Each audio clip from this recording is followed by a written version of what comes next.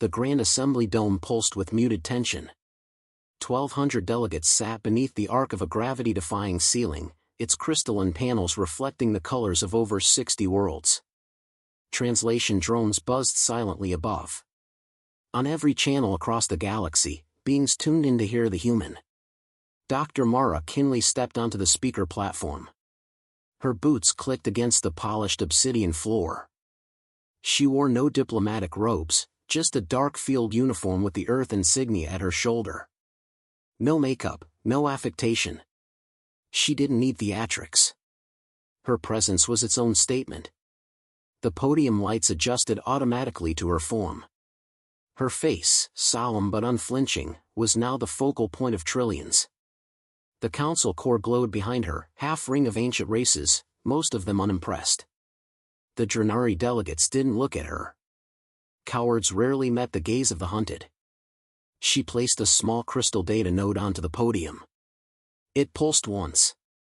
Then silence fell. "I'm not here to convince you Earth deserves a seat at your table," Mara began, her voice cutting cleanly through layers of translation tech. "I'm here because you already know it does.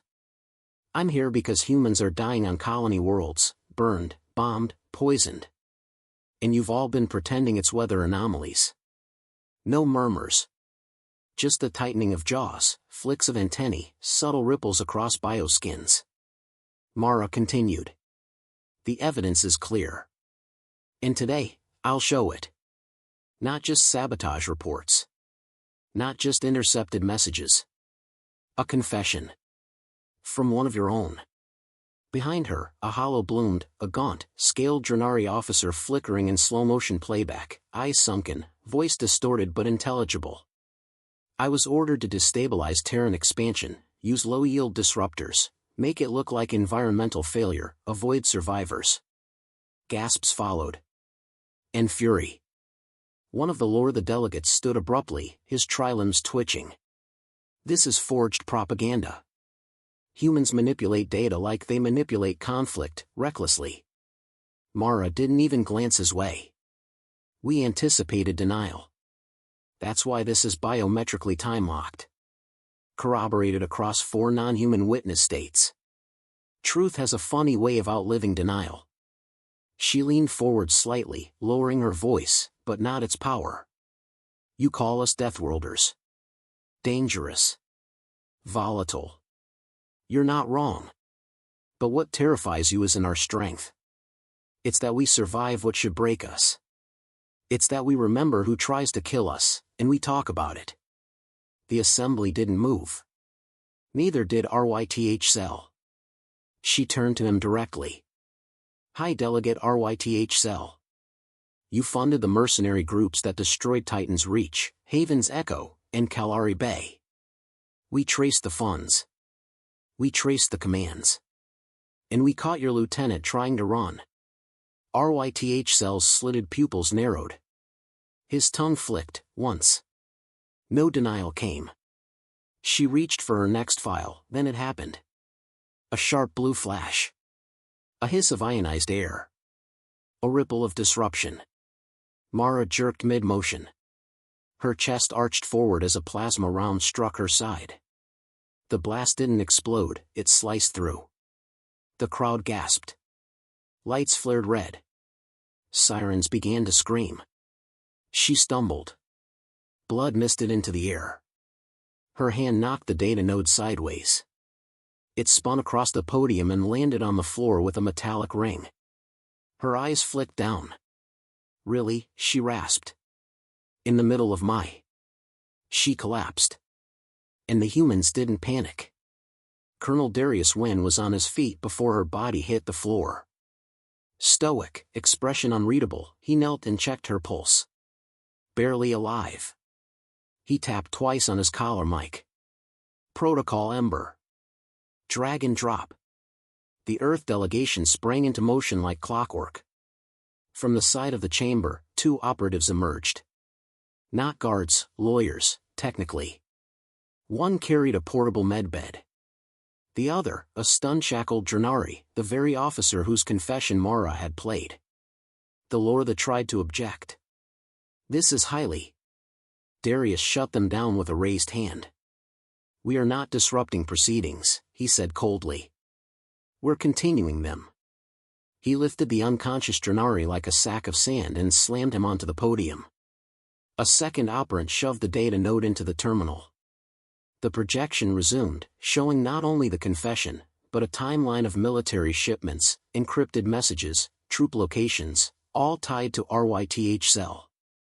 The entire dome went quiet. No one looked at RYTH cell. Even his own aides backed away slightly. In the chaos, Mara was wheeled out. Her face was pale, but her lips moved faintly. Darius leaned down. "You'll live," he muttered. "I wasn't done," she whispered. "You will be." Back inside, the broadcast was hijacked entirely. Human systems had overridden the galactic network's safeguards. Across the galaxy, citizens now saw not only Mara's interrupted speech, but a live feed of the stunned Drenari captive stammering in shock, being forced to identify routes and kill orders in real time. Council members protested, but their voices were drowned out by the truth echoing louder. One by one, other delegates rose, not to protest, but to listen. Some took notes. Others began making quiet calls. The Earth delegation stood behind the alien prisoner like cold judges at a tribunal. RYTH cell hissed venom. "This is a violation of protocol. They brought violence into the dome." Darius didn't look at him. Instead, he adjusted the audio level and amplified Mara's earlier line. "What terrifies you is in our strength. It's that we remember." And then the human feed went black. Cut. Intentional. The silence afterward rang louder than the gunshot. No one moved. The Galactic Council was no longer watching a political stunt. They were witnessing the beginning of a reckoning. 8 hours earlier. Earth Embassy Vessel Resolve. Docked above Elter Prime. The artificial sunrise glowed through the reinforced windows, casting warm light across the planning table. Holodocuments hovered midair, spinning slow and silent. A mug of half-drunk black coffee trembled slightly as the ship adjusted thrusters. Dr. Mara Kinley stood in the center, one hand on her hip, the other holding a data pad. Her face was tired but steady. Her eyes were not. "This is going to get me killed," she said quietly. Colonel Darius Wynn looked up from his tactical slate. "Yeah," he said. "Probably." She smirked. "That's your cue to tell me I'm being dramatic." "You're not." He turned the slate around to show a network of projected assassination routes. There've been 6 serious threats in the last 72 hours. All traced back to the Drenari diplomatic wing. Cloaked channels, no fingerprints. "Still, we know." "They know we know," she murmured. "That's why they'll act." "Exactly." Mara dropped into a seat. She scanned the table. Every member of her core team was here. Analysts, operatives, a forensic AI tech named Lynn, even 2 Earth-appointed galactic law specialists.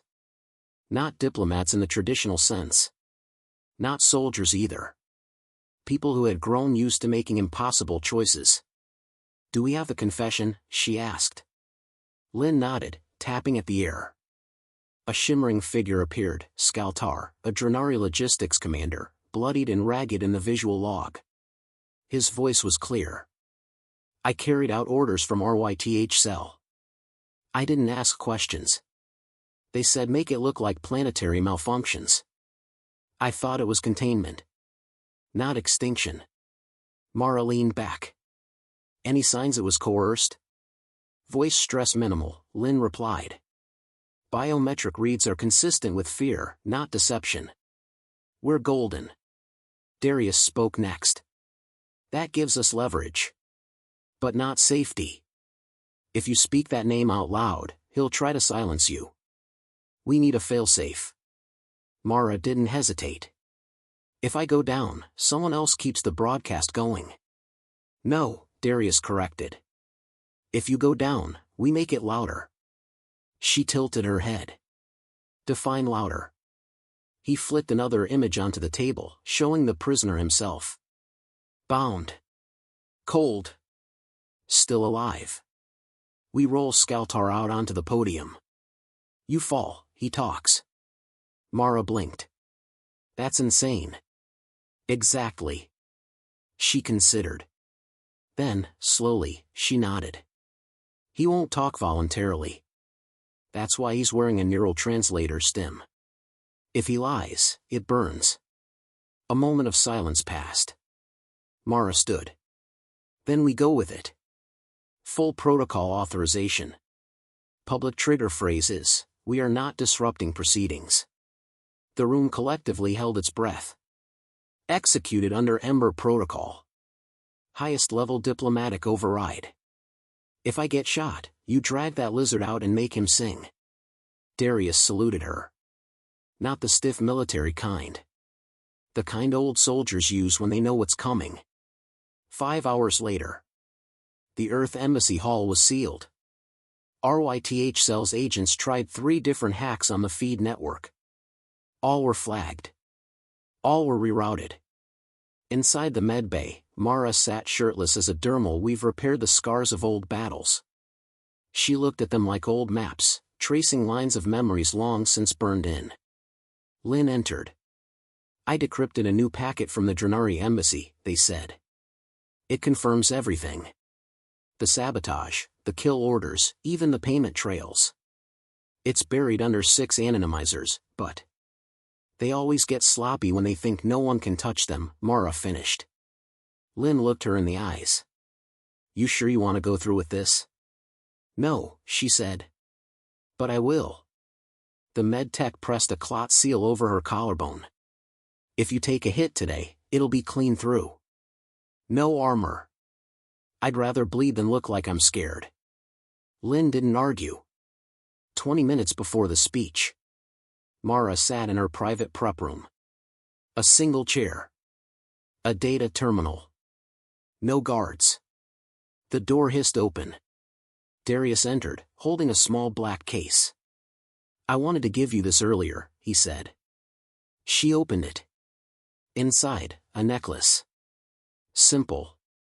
A silver band with a ring suspended from it. Your wife's, she asked softly. He nodded. She would have wanted you to have it. Mara looked at it for a long time. You know what happens if this works, right? Darius nodded. The galaxy stops laughing at us. And if it doesn't? They still stop laughing. She put on the necklace. All right, she said. Let's go get shot. Back to the present. Med bay, after the attack. Mara blinked into the light. Pain gripped her side, thick and burning. She tried to sit, but a pressure on her chest held her steady. Easy, came a familiar voice. Lynn. You got the bastard out there? Mara asked through dry lips. Oh, we did more than that, Lynn said. We triggered Ember. Darius carried him to the podium. He's been talking non-stop. RYTH Cell's face is priceless. Stream? Live. Earth, Mars, New Geneva, and half the colonies. The Union tried to block it. Our AI tunneled under their firewall and sent it straight to the people. Mara coughed a laugh. That's why they're scared of us. A pause. Then Lynn said something she hadn't expected. Your blood hit the translation field, Mara. And? The visuals are haunting. That moment has already gone viral. You collapsed mid-sentence. The hologram flickered. People thought you died. I didn't. No. But the way the Earth delegation dragged your body off and kept going, like nothing happened, it's changing things. Mara closed her eyes. We didn't come to beg. We came to remind them what survival looks like. Outside the med bay, the galactic broadcast played on. Inside the Grand Dome, RYTH Cell sat, still frozen, as the Earth delegation fed his crimes to the galaxy line by line. The emergency session was called before dawn. By the time Mara Kinley was wheeled into the Grand Assembly Dome, the air was brittle with tension. No ceremonial introductions, no diplomatic greetings, just eyes watching the human delegation like something alien had entered the chamber. She looked fragile. Pale. Stitched up and draped in a simple cloak to hide the med gear snaking into her ribs. But her eyes, those hadn't dimmed. The chamber, still reeling from the previous day, waited for her to speak. She took the podium like a returning ghost. Her voice, when it came, was raspier than before. Lower. But steady.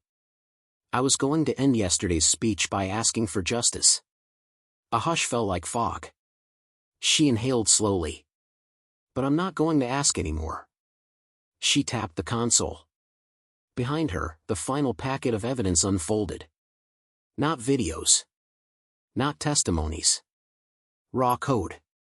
Unredacted directives. Drenari military memos signed and sealed. Coordinates.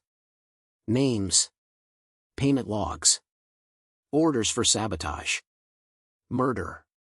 Disinformation. Every delegate could read them in real time on their personal implants. Some looked away. Others stared and scrolled, lips thinning. Mara continued. I bled on this podium yesterday. You all saw it. And my people? They didn't retaliate. They didn't burn your ships or rip your council apart. No. They dragged the truth into the light and forced it to speak. Her hand trembled. She gripped the podium harder. I stand here as a representative of a world you call barbaric. Primitive. Dangerous.